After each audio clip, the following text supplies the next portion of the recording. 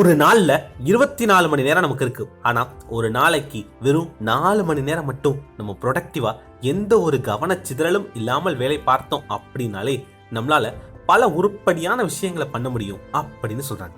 நிறைய பேர் ப்ரொடக்டிவா ஒரு 4 மணி நேரம் கூட தொடர்ச்சியா வேலை பார்க்கறது கிடையாது. அதனாலதான் அவங்க அதே வாழ்க்கையை திரும்ப திரும்ப வாழ்ந்துட்டு இருக்காங்க. ஒரு ஸ்கூல்ல படிக்கக்கூடிய நபராக நீங்க இருக்கலாம், இல்ல வேலை பார்க்கக்கூடிய நபராக இருக்கலாம்.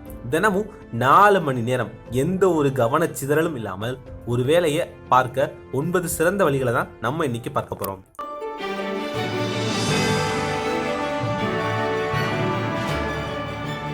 எண்ணுவதெல்லாம் உயர்வு. நான் உங்கள் JR. First point, standing in work. அதாவது நீங்க வேலை பார்க்கும் போதோ இல்லை படிக்கும் போதோ நின்னுக்கிட்டே படிங்க. அதன் மூலம் அந்த வேலையை உங்களால சீக்கிரமே முடிக்க முடியும் அப்படின்னு சொல்லப்படுது. வெளிநாடுகளில் இருக்கக்கூடிய நிறைய கம்பெனிகள்ல அவங்களோட லேப்டாப்பை எடுத்துட்டு போயிட்டு ஒரு இடத்துல நின்னுக்கிட்டே வேலை பார்க்குற மாதிரி அமைப்பு இருக்கிறத பார்க்கலாம். அதற்காக தொடர்ச்சியாவே நின்றுட்டு வேலை பார்க்கணும்னு சொல்லல. ஒரு 20 நிமிஷம் நீங்க நின்றுட்டு வேலை பார்க்கலாம், மறுபடியும் ஒரு 20 நிமிஷம் நீங்கள் உட்கார்ந்து வேலை பார்க்கலாம். இந்த மாதிரி கொஞ்ச நேரம் நின்றுட்டு வேலை பார்க்கும்போது நம்மளோட ப்ரொடக்டிவிட்டி பயங்கரமா அதிகரிக்கும். கவனச்சிதறலே இருக்காது. இந்த வேலையை முடிச்சுட்டு தாண்டா உட்காரணும் அப்படின்னு ஒரு வேகத்தோடு அதை பார்க்கும்போது அந்த வேலை இன்னும் சீக்கிரமே முடியும்னு நிறைய பேர் சொல்லியிருக்காங்க. அது மட்டும் இல்ல, இந்த மாதிரி நின்றுக்கிட்டே வேலை பார்க்கும்போது நம்முடைய மூளைக்கு ரத்த ஓட்டம் அதிகரிக்குது, அது இன்னும் ஃபாஸ்டா இயங்குது அப்படின்னு சொல்லப்படுது. ஐடி கம்பெனியில வேலை பார்க்கக்கூடிய நிறைய பேர் எப்பெல்லாம் நான் ரொம்ப கிரியேட்டிவா யோசிக்கணுமோ, ஒரு கோடை என்னால் கம்ப்ளீட் பண்ண முடியல, ஒர்க் அவுட் ஆகலை அப்படின்ற பட்சத்தில் நான் நின்றுக்கிட்டே அந்த வேலையை பார்ப்பேன். அந்த நேரத்தில் அந்த வேலையை என்னால் ஈஸியாக கம்ப்ளீட் பண்ண முடியுது. இது எனக்கு நிறைய முறை நடந்திருக்கு அப்படின்னு சொல்லியிருக்காங்க. நெட்ல கூட இதை பற்றி நீங்கள் போட்டு பாருங்க. ஸ்டாண்டிங் இன் டேபிள், படிக்கும்போது ஸ்டாண்டிங் டேபிள் அப்படின்னு நிறைய பேர் இதை பற்றி பாசிட்டிவான ஃபீட்பேக் சொல்லியிருப்பாங்க. ஸோ நீங்களும் நின்றுக்கிட்டே வேலை பார்க்குற மாதிரி ஒரு டெஸ்கோட அமைப்பை வச்சுக்கோங்க. நின்றுக்கிட்டே படிங்க, கண்டிப்பாக கவனச்சிதறல் இருக்காது. ரெண்டாவது point, exercise before start the work. கண்டிப்பா எந்த ஒரு கவன சிதறலும் இல்லாமல் ஒரு வேலையை நீங்க பண்ணி முடிக்கணும் அப்படின்னு நினைச்சீங்க அப்படின்னா அந்த வேலையை ஆரம்பிக்க போறதுக்கு முன்னாடி நல்லா ஒரு எக்ஸசைஸ் பண்ணிட்டு அந்த வேலையை தொடங்குங்க. உதாரணத்துக்கு நீங்க ஏதோ ஒரு முக்கியமான பாடத்தை படிக்க ஆரம்பிக்கணும் அப்படின்னு நினைக்கிறீங்க. அப்போ ஒரு 10 புஷ்அப் எடுத்துட்டு அந்த பாடத்தை படிக்க ஆரம்பிங்க. இல்ல ஏதாவது ஒரு யோகாசனம் பண்ணிட்டு அந்த பாடத்தை படிக்க ஆரம்பிங்க. அதே மாதிரி நீங்க ஒரு முக்கியமான வேலையை தொடங்க போறீங்க அப்படின்னா ஒரு 2 நிமிஷம் இல்ல ஒரு 5 நிமிஷம் மூச்சு பயிற்சிகளை பண்ணிட்டு அந்த வேலையை தொடங்குங்க. இல்ல நீங்க ஆபீஸ்ல இருக்கீங்க, என்னால இந்த மாதிரி எக்ஸசைஸோ மூச்சு பயிற்சிகளோ பண்ண முடியாது அப்படின்னா உங்களுடைய ஆபீஸ் மாடி படிக்கட்டுகளை ஒரு 2-3 முறை வேகமா ஏறி இறங்கிட்டு அந்த வேலையை தொடங்குங்க. இப்படி பண்ணும்போது எனக்கு நிறைய முறை ஒர்க் அவுட் ஆயிருக்கு அப்படின்னு நிறைய பேர் சொல்லியிருக்காங்க. இது ஏன் அப்படின்னா, இப்ப நீங்க ஏதோ ஒரு எக்ஸசைஸோ மூச்சு பயிற்சியோ பண்ணிட்டு அந்த வேலையை பண்ண ஆரம்பிக்கும் போது நம்மளுடைய அட்ரினலின் நல்லா சுரக்க ஆரம்பிக்கும். நம்முடைய மூளையும் உடலும் ஆக்டிவா இருக்கும். நம்மளால அந்த வேலையை இன்னும் சீக்கிரமே பண்ண முடியும் அப்படின்னு அறிவியல் பூர்வமாகவும் நிரூபிச்சிருக்காங்க. அதனால ஒரு வேலையை தொடங்குறதுக்கு முன்னாடி கவனச்சிதறல் இல்லாம பண்ணணும் அப்படின்னு நீங்க நினைச்சீங்க அப்படின்னா அந்த வேலையை தொடங்குறதுக்கு முன்னாடியே ஏதாவது எக்ஸசைஸோ இல்ல மூச்சு பயிற்சிகளோ பண்ணிட்டு தொடங்க. மூணாவது பாயிண்ட், விசுவலைசேஷன்.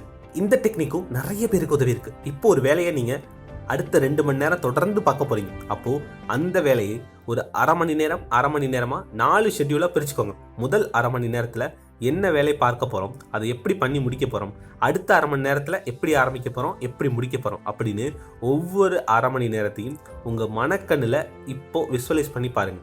2 மணி நேரத்துல அந்த வேலையை நீங்க முடிச்ச மாதிரி, அதற்கு உங்களுக்கு பாராட்டுகள் கிடைச்ச மாதிரி, உங்களை எல்லாருமே பாராட்டுற மாதிரி மனக்கண்ணில் பார்த்துட்டு அதன் பிறகு அந்த வேலையை தொடங்குனீங்க அப்படின்னா கிட்டத்தட்ட 80% அந்த வேலை முடிய வாய்ப்பு இருக்கு. இல்ல அது 2 மணி நேரத்துல முடியக்கூடிய வேலை இல்லை அப்படின்னா நீங்க தொடர்ந்து இதே மாதிரி ஒரு 20 நாள் அந்த வேலையை பண்ற மாதிரியும், அந்த பெரிய வேலையை நீங்க பண்ணி முடிச்ச உடனே எல்லாரும் உங்களை பாராட்டினா எப்படி இருக்குமோ அப்படி நீங்க உங்க மனக்கண்ணில் விசுவலைஸ் பண்ணிட்டு அதுக்கு பிறகு அந்த வேலையை தொடங்குங்க. கண்டிப்பா இது ஒர்க் அவுட் ஆகும். 4வது point, find your energy time. பொதுவாகவே எல்லாரும் சொல்லுவாங்க காலையில தான் நம்ம மைண்டு ஃப்ரெஷ்ஷா இருக்கும், காலை நேரத்தை பயன்படுத்துங்க, பிரம்ம முகூர்த்தத்தை பயன்படுத்துங்க, காலையில எந்திரிச்சதுல இருந்து 2 மணி நேரம் ஃபோக்கஸ்டா ஒர்க் பண்ணுங்க அப்படின்னு எல்லாரும் சொல்லுவாங்க. ஃபோக்கஸ்டா காலையில படிங்க அப்படின்னு சொல்லுவாங்க. அது உண்மைதான். ஆனா சில பேர் ஈவினிங் பர்சனா இருப்பாங்க, சில பேர் நைட் பர்சனா இருப்பாங்க. அவங்களுக்கு காலையில படிக்கிறத விட நைட்டு படிக்கிறது செட் ஆகலாம். அதனால உங்களுக்கு எந்த நேரத்துல எனர்ஜி அதிகமா இருக்கு அப்படின்றத நீங்க தெரிஞ்சுக்கோங்க. எல்லா நேரமும் சோம்பேறித்தனமா தான் இருக்கு, எந்த நேரமுமே படிக்க பிடிக்கல அப்படின்னு யோசிக்காதீங்க. கண்டிப்பா ஒரு நாள்ல ஏதாவது ஒரு நேரத்துல ஒரு 2 மணி நேரத்துல உங்களுடைய எனர்ஜி லெவல் அதிகமா இருக்கும். அது எந்த நேரம்னு கண்டுபிடிங்க. ஒன்னு காலையிலயா இருக்கலாம், இல்ல நைட்டா இருக்கலாம். ஆனா அது எந்த நேரம் அப்படின்றத நீங்க தான் கண்டுபிடிக்கணும். இதே மாதிரி இப்ப நீங்க அலுவலகத்துல வேலை செய்யக்கூடிய நபராக இருந்தீங்க அப்படின்னா எந்த ஒரு 3 மணி நேரம் இல்ல 4 மணி நேரம் ஃபோக்கஸ்டா நீங்க வேலை பார்ப்பீங்க அப்படின்னு யோசிங்க. அந்த 2 மணி நேரத்துல முக்கியமான வேலைகளை முடிக்க ட்ரை பண்ணுங்க. என்னுடைய நண்பர் ஒருவர் சொல்வாரு, அவரு மற்ற எல்லா நபர்களும் ஆபீஸ் வர்றதுக்கு ஒரு 1 மணி நேரத்துக்கு முன்னாடியே வந்துடுவார். அப்போ சிஸ்டம் ரொம்ப ஃபாஸ்ட்டாக இருக்கும், நானும் ஃபாஸ்ட்டாக இருப்பேன். அதனால் அன்னைக்கு முடிக்க வேண்டிய வேலைகளில் பாதி வேலைகளை அந்த காலையில் வேலை பார்க்குற ஒரு 2 மணி நேரத்துலேயே நான் முடிச்சிடுவேன் அப்படின்னு சொல்லுவார். அதுவே இன்னொரு நபர் காலையில் வந்ததுலேருந்து எந்த வேலையுமே பார்க்க மாட்டார். ஆனால் மதியம் சாப்பாட்டுக்கு பிறகு கடகடன் வேலையை ஆரம்பித்து வேலையை முடிச்சிடுவார். இந்த மாதிரி உங்களுக்கு எந்த நேரம் செட் ஆகும் அப்படின்னு யோசிங்க. அந்த நேரத்தில் எனர்ஜி அதிகமாக இருக்கும். அந்த நேரத்தில் வேலையை ஆரம்பித்து முடிக்க ட்ரை பண்ணி. 5வது point, block distractions, use steady light. ரொம்ப முக்கியமானது. அடுத்த 2 மணி நேரம் தான் நான் இந்த வேலையை பார்க்க போறேன் அப்படின்னு முடிவு பண்ண பிறகு உங்களுடைய செல்போன்ல எந்த ஒரு முக்கியமான கால் வந்தாலும் முடிஞ்ச அளவு அட்டன் பண்ணாதீங்க. பரவாயில்ல, ஒரு 2 மணி நேரம் கழிச்சு பேசுங்க. எந்த ஒரு வாட்ஸ்அப் செய்தி இருந்தாலும் அதற்கு உடனே ரிப்ளை பண்ணணும்னு அவசியமே இல்லை. இது மாதிரி உங்களுடைய கவனத்தை சிதறடிக்கக்கூடிய விஷயங்களை அவாய்ட் பண்ணிட்டு அந்த 2 மணி நேரம் ஃபோக்கஸ்டா ஒர்க் பண்ணுங்க. அப்புறம் ஒரு சின்ன பிரேக் எடுத்துட்டு மறுபடியும் ஒரு 2 மணி நேரம் ஒர்க் பண்ணுங்க. இதற்கு நடுவில் எந்த ஒரு வேலை வந்தாலும் அதை நீங்க பண்ணவே கூடாது. இதே மாதிரி எனக்கு தெரிந்த ஒரு நண்பர் ஒருவர், அவர் ஒரு புத்தகம் படிக்கிறாரு அப்படின்னா தன்னுடைய வீட்டில் உள்ள எல்லா லைட்டையும் ஆஃப் பண்ணிடுவார். வெறும் அந்த புத்தகத்துல மட்டும்தான் வெளிச்சம் அடிக்கும். அந்த ரூம்ல வேற எந்த ஒரு விஷயமும் தன்னுடைய கவனத்தை சிதறடிச்சிடக்கூடாது அப்படின்னு அந்த புத்தகத்துக்குள்ள மட்டும்தான் அந்த வெளிச்சம் இருக்கும். அந்த நண்பர் மட்டும் இல்ல, படிக்கக்கூடிய மாணவர்கள் ஸ்டடி லைட்டை டேபிள்ல வச்சிருப்பாங்க. முக்கியமா வேலை பார்க்கக்கூடிய பல நபர்கள் அவங்களுடைய டேபிள்ல ஒரு ஸ்டடி லைட்டை வச்சிருப்பாங்க. பல நேரம் எல்லா லைட்டையும் ஆஃப் பண்ணிட்டு அந்த வேலை பார்க்கக்கூடிய இடத்துல மட்டும் வெளிச்சம் வர்ற மாதிரி பண்ணியிருப்பாங்க. இல்லை அந்த புத்தகம் படிக்கிறாங்கன்னா அந்த புத்தகத்தில் மட்டும் வெளிச்சம் வர்ற மாதிரி பண்ணியிருப்பாங்க. இது எதற்காக அப்படின்னா எந்த ஒரு கவனச்சிதறலும் இருக்கக்கூடாது அப்படின்றதுக்காக தான். இதை நீங்கள் ட்ரை பண்ணி பாருங்க, கண்டிப்பாக உங்களுக்கும் ஒர்க் அவுட் ஆகும். 6வது பாயிண்ட், ஹேவ் அ பார்ட்னர். அதே மாதிரி இப்போ நீங்கள் ஒரு வேலையை பார்க்க போறீங்க, இல்லை ஒரு விஷயத்தை படிக்க போறீங்க அப்படின்னா அதே மாதிரியான நண்பர்களோட சேர்ந்து பார்க்க ஆரம்பிங்க. நான் 2 மணி நேரத்தில் இந்த வேலையை முடிக்க போறேன், நீயும் 2 மணி நேரத்தில் இதை முடிக்கிறியான்னு பார்க்கலாம். நான் 2 மணி நேரம் தொடர்ச்சியாக படிக்க போறேன், நீ படிக்கிறியான்னு பார்ப்போம் அப்படின்னு ஒரு சரியான பார்ட்னரை தேர்ந்தெடுத்து அவங்களோட சேர்ந்து பண்ணும்போது இன்னும் உற்சாகமாக நம்ம இதை பண்ணுவோம். 7வது பாயிண்ட், அனௌன்ஸ் டு அதர்ஸ். சில நேரங்களில் நான் இதை பண்ண போறேன் அப்படின்னு மற்றவங்களுக்கு சொல்லிடுங்க. அப்போ அவங்க கிட்ட எல்லாம் சொல்லிட்டோம் அப்படின்றதுக்காகவே நீங்க தொடர்ச்சியாக அந்த வேலையை பார்ப்பீங்க. எனக்கு தெரிந்த ஒரு நண்பர், நான் அடுத்து இன்ஸ்டாகிராமில் அடுத்த 300 நாளைக்கு வீடியோ போடுவேன் அப்படின்னு சொல்லிட்டாரு. சொன்னபடி செஞ்சுட்டும் இருக்காரு. ஒருவேளை அவர் மற்றவங்க கிட்ட சொல்லாமல் இருந்திருந்தால் அதை பண்ணியிருக்க மாட்டார். ஆனா சொல்லிட்டோம் அப்படின்றதாலேயே ஃபோக்கஸ்டா தொடர்ச்சியா பண்ணிக்கிட்டே இருக்காரு. இதே மாதிரி மற்றவங்க கிட்ட சொல்லிட்டோமே அப்படின்றதுக்காகவே நம்ம கவனச்சிதறல் இல்லாம தொடர்ந்து அந்த வேலையை பார்ப்போம். இது நிறைய பேருக்கு ஒர்க் அவுட் ஆயிருக்கு. இதை நீங்க ட்ரை பண்ணி பாருங்க, கண்டிப்பா உங்களுக்கும் ஒர்க் அவுட் ஆகும். 8வது point, repeat the same time daily. ஒரு வேலையை கவனச்சிதறல் இல்லாமல் ஃபோக்கஸ்டா பண்ணணும் அப்படின்னு நீங்க நினைச்சீங்க அப்படின்னா அந்த வேலையை அதே நேரத்தில் தினமும் பண்றதை பழக்கமா வச்சுக்கோங்க. அப்போ உங்க மூளை ஆட்டோமேட்டிக்கா அந்த வேலைக்கு பழகி இருக்கும்.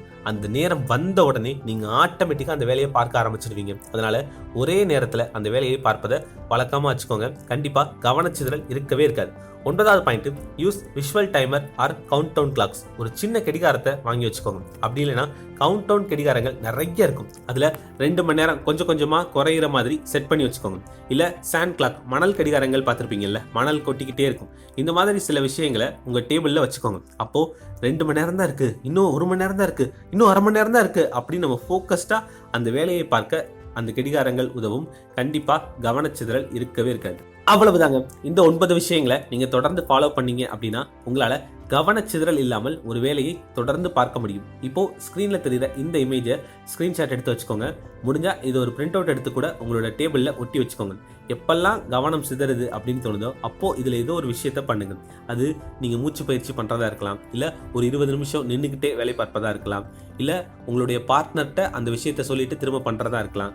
இந்த மாதிரி ஏதோ ஒரு விஷயத்த ஃபாலோ பண்ணுங்க. கண்டிப்பா அந்த டைம்ல கவனச்சிதறல் இல்லாமல் நீங்க தொடர்ந்து பண்ணுவீங்க. இந்த மாதிரி கவனச்சிதறல் இல்லாமல் ஒரு 4 மணி நேரம் 365 நாட்கள் தொடர்ந்து நீங்க ஒரு வேலையை பார்த்தீங்க அப்படின்னா இன்னைக்கு நீங்க வாழ்ற வாழ்க்கையோட ஒரு மேம்பட்ட வாழ்க்கையை வாழ முடியும். Dream big achieve. என்னவெல்லாம் அச்சீவ்